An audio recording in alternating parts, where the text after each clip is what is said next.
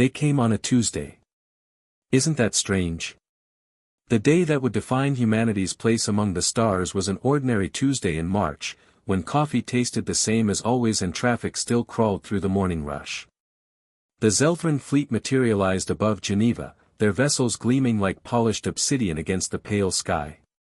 We had been expecting someone, eventually. Our radio signals had been screaming into the void for decades, after all. What we hadn't expected was their laughter. Ambassador Chen stood in the hastily assembled contact chamber, her hands steady despite the tremor she felt deep in her bones. Across from her, the Zelthran commander, Kroth Nor, towered nearly 9 feet tall, his chitinous exoskeleton reflecting the harsh fluorescent lights. His translator device rendered his clicking speech into smooth, condescending English.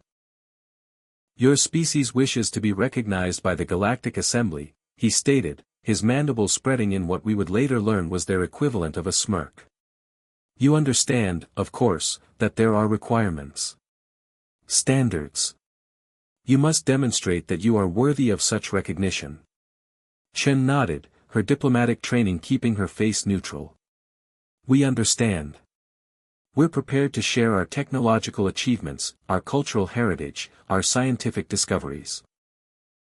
She gestured to the holographic displays surrounding them, centuries of human achievement condensed into glowing data points. Kroth Nor barely glanced at them. Instead, he tapped a claw against his translator. "Technology. Yes. We've reviewed your transmissions. Your internet, as you call it." The way he said it dripped with disdain. Impressive for a species still bound to a single planet. But the assembly requires more than primitive computation devices and chemical combustion engines. "Then what do you require?" Chen's voice remained steady, professional. She had prepared for skepticism, even dismissal. What she hadn't prepared for was what came next. "A demonstration," Kroth Nor replied. "The galaxy is not a safe place, Ambassador. The Assembly protects its members, but each species must prove they can defend themselves. You must show us your weapons. Your instruments of war." There it was. The test humanity had been dreading since we first looked up at the stars and wondered if we were alone. Chen took a breath, then nodded. "Very well. We'll arrange a demonstration at our proving grounds. Tomorrow morning." Kroth Nor's mandibles clicked in amusement. "We look forward to it. Though I must warn you, Ambassador, we have observed your military exercises through your satellite broadcasts. Your explosives, your projectile weapons, your crude atomic devices. Do not be offended when we find them quaint." The word hung in the air like a slap. Quaint. Chen felt heat rise in her chest, but she maintained her composure. "We'll see you tomorrow, Commander." As she watched the Zelthran delegation depart, she couldn't shake the feeling that humanity was about to be humiliated on a cosmic stage. That night, the Emergency Council convened in the depths of NORAD. Generals, scientists, and world leaders gathered in the war room, their faces illuminated by the glow of countless screens. "They're expecting a show," General Morrison said, his weathered hands clasped behind his back. "They've seen our missiles, our tanks, our aircraft. They think they know what we're capable of." Dr. Sarah Okonkwo, Chief of Advanced Weapons Research, leaned forward. "They've studied our broadcasts, our military parades. They think they understand human warfare." She paused, a strange smile playing at her lips. "They don't know about Pandora." Morrison nodded slowly. "The question is, do we show them? Do we reveal what we've kept hidden?" Ambassador Chen spoke quietly, but every head turned toward her. "They're testing us. Not just our weapons, but our resolve. If we hold back now, if we show them only what they expect, they'll dismiss us. We'll be a curiosity, a primitive species to be observed and condescended to." She met Morrison's eyes. "We need to show them who we really are." The Nevada desert stretched endlessly under the merciless sun, heat waves distorting the horizon into liquid shimmer. The Zelfrin delegation arrived precisely at dawn, their transport craft settling onto the designated landing zone with barely a whisper. Krothnor emerged flanked by his tactical advisors, their scanning equipment already active and recording. They had brought witnesses, Chen noticed. 3 other species, representatives from established assembly worlds, had come to observe humanity's inevitable failure. The thought made her jaw tighten. "Welcome, Commander," Chen said, gesturing toward the observation bunker. "We've prepared a comprehensive demonstration."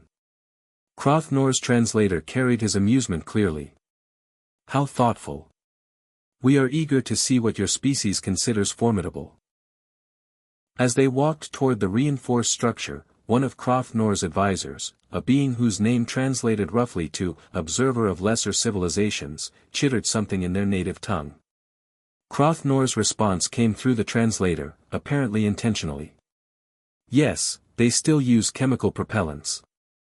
Imagine controlled explosions to hurl metal projectiles. It's like watching children play with firecrackers." The observation bunker was state-of-the-art, its walls lined with monitors displaying multiple angles of the testing range. General Morrison stood waiting, his uniform pressed to perfection, his bearing that of a man who had seen real combat, not just simulations and parades. "Commander Krothnor," he said, his tone neutral. "We'll begin with our conventional systems, then progress to more advanced platforms." Krothnor settled into the observation seat, which adjusted automatically to his alien physiology. "Of course. Please, indulge us." The first demonstration was exactly what they expected. An M1 Abrams tank rolled into position, its cannon swiveling toward a reinforced target a mile downrange. The boom of the main gun echoed across the desert, and the target disintegrated in a cloud of concrete dust and twisted rebar. Krothnor didn't even blink. Kinetic projectile. Effective at close range, I suppose, against unshielded targets. Our personal barrier fields would render such weapons useless. Morrison nodded, as if taking notes. "I see. And this?" A flight of F-35s screamed overhead, their weapon systems painting targets across the range. Missiles streaked downward, explosions blooming like deadly flowers. The aliens watched with the enthusiasm of adults forced to attend a child's school play. "Aerial bombardment," another advisor noted, her crystalline voice chiming through her translator. "Crude guidance systems. Limited payload capacity. Commander, their most advanced aircraft move at what, Mach 2? Our atmospheric fighters achieve Mach 15 in standard pursuit mode." Krothnor's mandibles spread wider. "Ambassador Chen, please understand, we mean no disrespect to your species' achievements. For a civilization that has only just achieved rudimentary space travel, this is quite impressive. But the galaxy operates on a different scale. The Krell swarm fleets number in the millions. The Void Reapers can sterilize entire planets from orbit. Your weapons, while creative, are simply not sufficient for the threats you would face as an assembly member." Chen stood perfectly still, her hands clasped behind her back. "You're right, Commander. These weapons were designed to fight each other. Humans fighting humans, with the technology we could mass-produce and deploy quickly." She turned to look directly at him. "But we've also had another project. Something we've kept quiet. Something designed for a different kind of enemy." For the first time, Krothnor's posture shifted slightly. "Oh. And what kind of enemy would that be?" Chen's smile was thin. "The kind we hoped we'd never meet. The kind we saw in our nightmares when we looked up at the stars. The kind that would make us prove we deserve to exist." She nodded to Morrison. The general's voice carried absolute authority. "Bring up Pandora. Full power demonstration." The monitors flickered, showing new camera angles. In the distance, something was rising from beneath the desert floor, hidden doors sliding open to reveal a platform. On it stood something that made even the alien observers lean forward. It looked almost organic, a fusion of technology and something else, something that seemed to pulse with its own inner light. What is that? Crothnor demanded, his casual amusement finally giving way to genuine interest. Dr. Okonkwo's voice came through the bunker's speakers, calm and precise despite the magnitude of what she was about to unveil.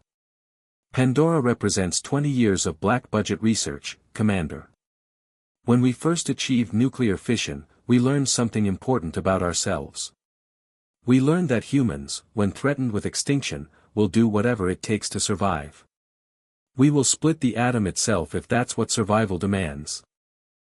It stood roughly 40 feet tall, its surface a strange amalgam of metals that seemed to shift in the sunlight, colors playing across its surface like oil on water.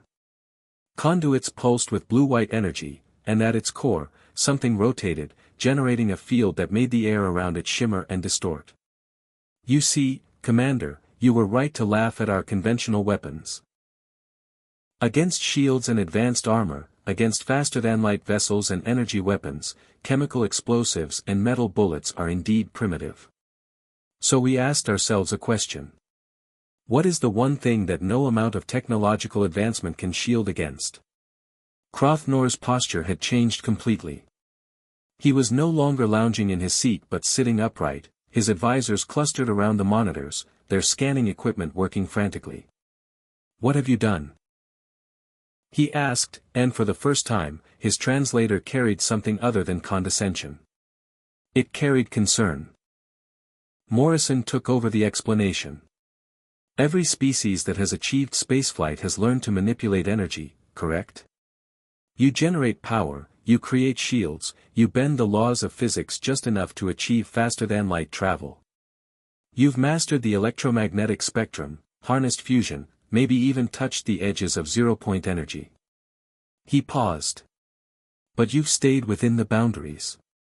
You've played it safe. Chen watched the alien delegation, saw the moment understanding began to dawn on their faces. Pandora doesn't play it safe, she said softly. Pandora asks a different question. What happens if you don't just bend the laws of physics? What happens if you break them? Dr. Okonkwo continued, her voice taking on the quality of a teacher explaining a particularly elegant proof. At the quantum level, reality isn't as stable as we like to pretend. There are constants, yes, but they're not walls. They're more like suggestions. Strong suggestions, certainly, enforced by the fundamental structure of spacetime itself. But suggestions nonetheless. The device had reached full extension now, and the energy signature it was producing was making the alien scanning equipment scream warnings. We discovered that with enough energy, focused in precisely the right way, you can create a cascading quantum collapse. A region of space where the fundamental constants, the things that hold reality together, begin to fluctuate. Crothnor stood abruptly. That's impossible. The energy requirements alone would, the containment systems, you couldn't possibly. He trailed off as the monitors showed the power readings. You're feeding it what? Where is that energy coming from?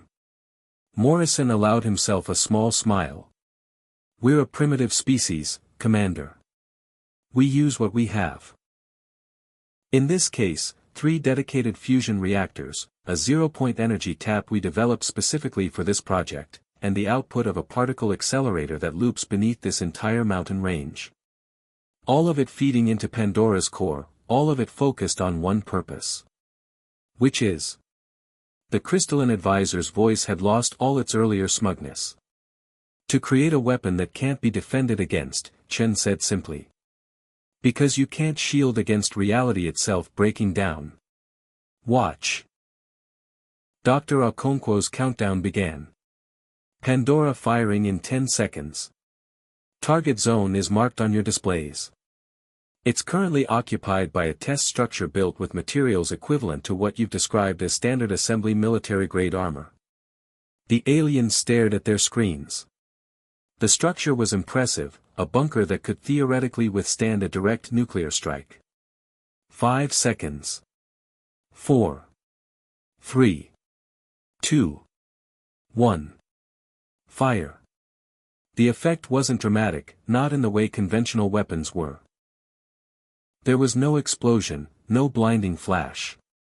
Instead, reality around the target zone seemed to shudder. The air itself looked wrong, as if someone had crumpled it like paper and then tried to smooth it back out. The test structure remained intact for exactly 2.3 seconds, and then it simply ceased to exist in any meaningful way. It didn't explode or melt or vaporize. It underwent a transformation that had no proper name in human language, its atomic structure coming unbound at a fundamental level. What remained wasn't debris.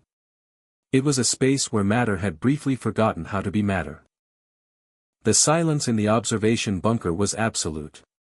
Crothnor stared at the monitors, his mandibles frozen mid-click.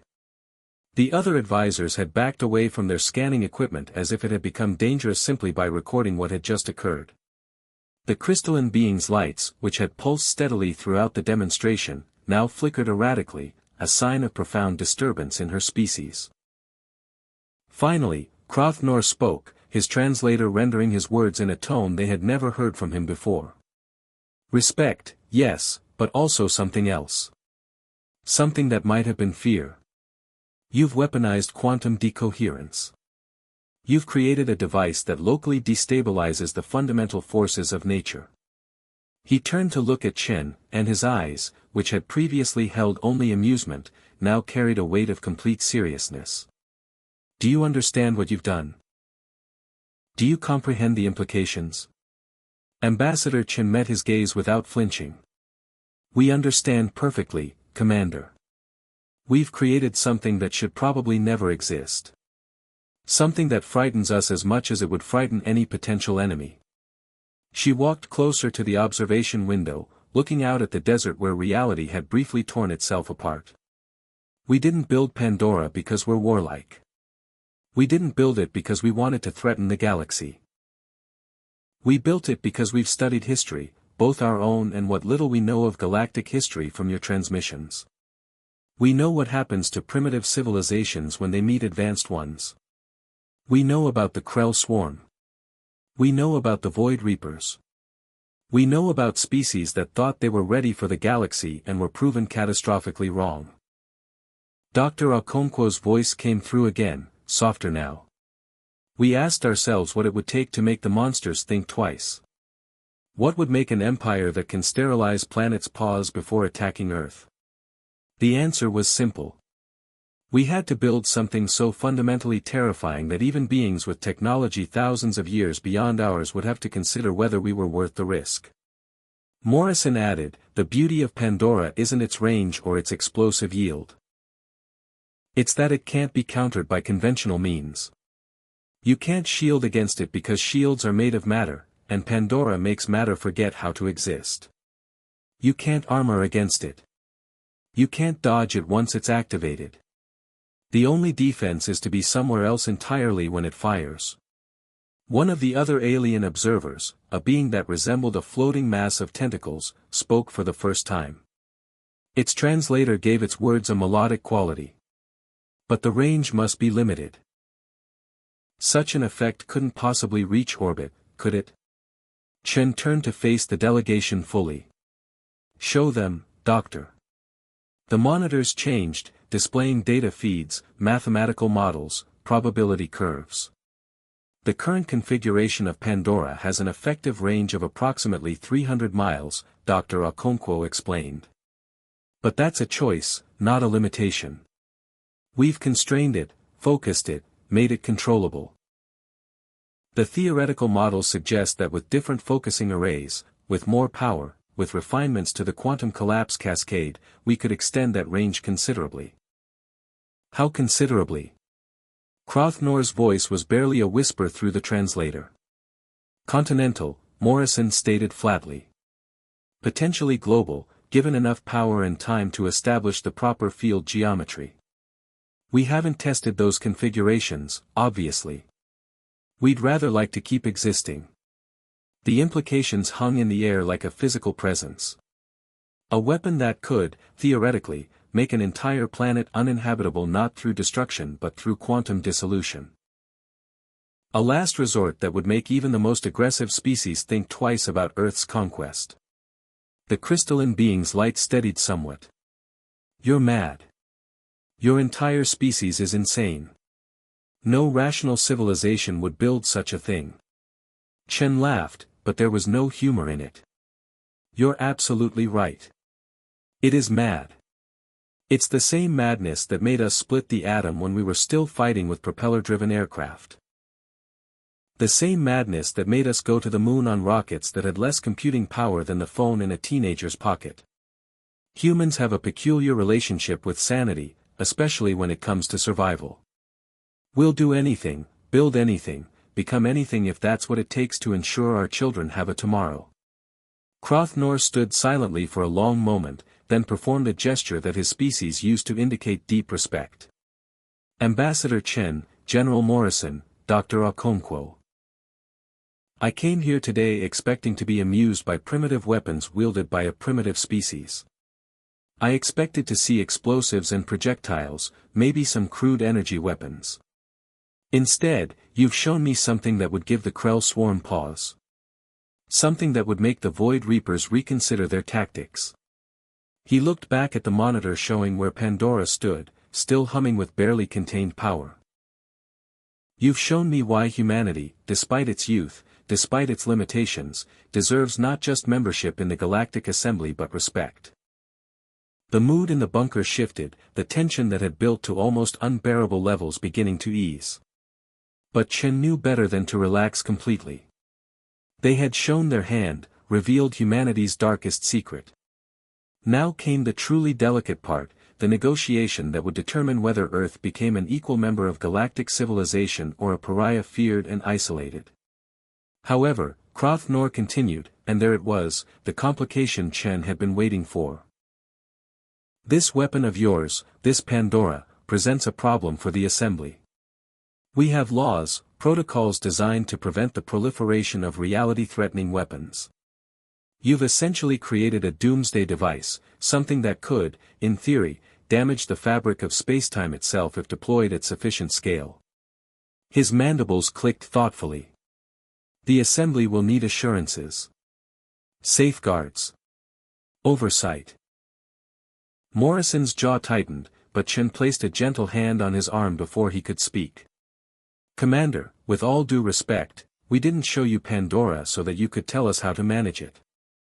We showed you Pandora so you would understand something fundamental about humanity. She stepped forward, her voice carrying the weight of every person who had ever looked up at the stars with hope and terror. We are not children seeking the galaxy's permission to exist. We are not a primitive species begging for protection. We are survivors who have clawed our way up from the caves to the stars, and we've done it alone, without guidance, without help, without the Assembly's protocols and safety nets.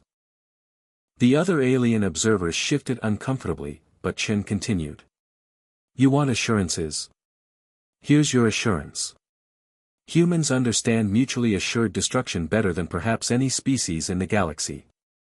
We lived under that shadow for decades, with nuclear weapons pointed at ourselves, knowing that one mistake could end everything. We developed protocols, treaties, verification systems. We learned to manage apocalyptic weapons while barely managing to not destroy ourselves in the process. She paused. And we did it. We're still here. Earth still exists. We didn't nuke ourselves into extinction, despite having every opportunity to do so. Dr. Okonkwo added, Pandora has safeguards built into every level of its operation. It requires simultaneous authorization from 7 different command authorities, spread across multiple continents. It requires physical keys, biometric confirmation, and code sequences that change hourly based on quantum encryption. The power systems can be shut down remotely from 3 separate locations. The focusing array can be physically destroyed by automated systems if tampering is detected. She looked at Crothnor directly. We built this weapon knowing it should never be used. Every safety mechanism is designed around that single principle. The floating tentacled being spoke again. But you have used it. Today. We saw it. Morrison shook his head. You saw a test firing at minimum power against an inanimate target in a controlled environment. That's different from deployment against a living target, and you know it. Pandora exists for one reason only, to ensure that any species considering Earth's conquest has to weigh whether whatever resources or territory they might gain are worth the risk of quantum dissolution. It's not a weapon of aggression. It's a weapon of absolute last resort. Crothnor was quiet for a long time, consulting with his advisors in their clicking, chittering language. Chen waited, knowing that this moment would define humanity's future among the stars. Finally, the Zelthran commander turned back to them. The assembly will need a full technical briefing. We'll need to understand the theoretical limits of this technology, the potential for its proliferation, the risks it poses to nearby stellar systems. He raised a claw as Morrison started to object. But I will recommend, personally and officially, that Earth be granted full membership status. Why? Chen asked, genuinely curious. An hour ago, you were laughing at our primitive weapons. Now we've shown you something that terrifies you, and you're recommending we be welcomed into the galactic community. That seems counterintuitive. Crothnor's mandibles spread in what they now recognized as a genuine smile, not the condescending smirk from earlier. Because you're right, Ambassador. You are survivors. And the galaxy needs survivors. You see, there's something we haven't told you about the current state of galactic affairs. The monitors changed, showing star maps, regions of space marked in ominous red. The Krell swarm we mentioned. They're not a historical threat. They're active, right now, consuming systems on the far edge of assembly space. The Void Reapers. We've had 3 member worlds go dark in the last decade, sterilized so completely that we can't even determine how they did it. The galaxy is more dangerous than your broadcasts have shown you. Crothnor's voice took on a quality of weariness. The assembly needs species with new ideas, new approaches, new ways of thinking about warfare and survival. We've become comfortable, set in our ways. We have rules about warfare, conventions about acceptable weapons, protocols for engagement. And species that don't follow those rules are eating us alive. He gestured at the monitor still showing Pandora. You haven't been bound by our conventions because you never knew they existed. You've developed weapons and tactics based purely on survival instinct and creative desperation. That fresh perspective, that willingness to think the unthinkable and build the unbuildable, that's what we need. The crystalline being chimed in, her lights pulsing in a pattern that suggested grudging agreement. It's not just the weapon, though that certainly caught our attention. It's the mindset that created it.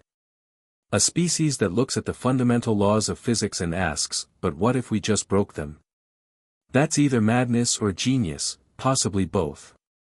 Chen felt something loosen in her chest, a tension she hadn't fully acknowledged until it began to ease. So what happens now? Crothnor straightened to his full height. Now, Ambassador, we return to the assembly and present our findings. We tell them about Earth, about humanity, about Pandora. There will be debate, certainly. Some will argue you're too dangerous to admit. Others will argue you're too dangerous to leave isolated. His translator carried what might have been amusement. But I suspect the final vote will be in your favor.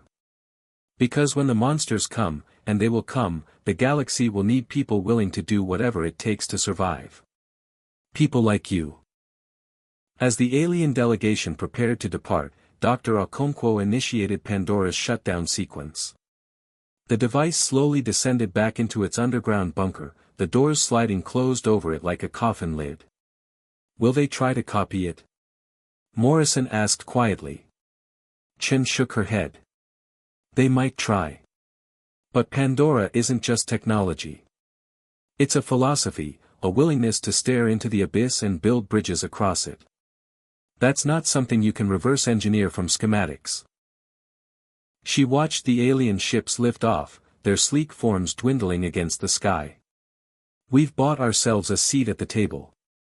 Now we need to prove we deserve to stay there. In the weeks that followed, as Earth prepared for formal integration into the Galactic Assembly, the story of Pandora spread through the corridors of power across dozens of worlds. They called humans many things: reckless, brilliant, dangerous, innovative. But they never called them primitive again. Because humanity had learned something essential that day in the Nevada desert. The galaxy didn't respect peace or diplomacy or cultural achievement, not really. The galaxy, like nature itself, respected only one thing: the will to survive, backed by the capability to make that survival everyone else's problem if necessary. Ambassador Chen stood before the assembly 6 months later, humanity's representative to the stars. As she took her oath, promising to uphold the laws and values of galactic civilization, she thought about Pandora, sleeping in its bunker beneath the desert. Humanity's insurance policy. Humanity's last resort. Humanity's reminder to the universe that we would never go quietly into the dark. They had laughed at our primitive weapons. They would never laugh again. And perhaps, just perhaps, that respect born of healthy fear would give us time to prove we were more than our weapons. Time to show the galaxy what humanity could build with cooperation instead of desperation. But if that time never came, if the monsters arrived at our door demanding submission or extinction, well. We had shown the galaxy what happens when you back humanity into a corner. We don't surrender. We don't accept defeat. We break the universe itself if that's what survival requires. That was humanity's message to the stars. That was our declaration of independence. And the galaxy, finally, was listening.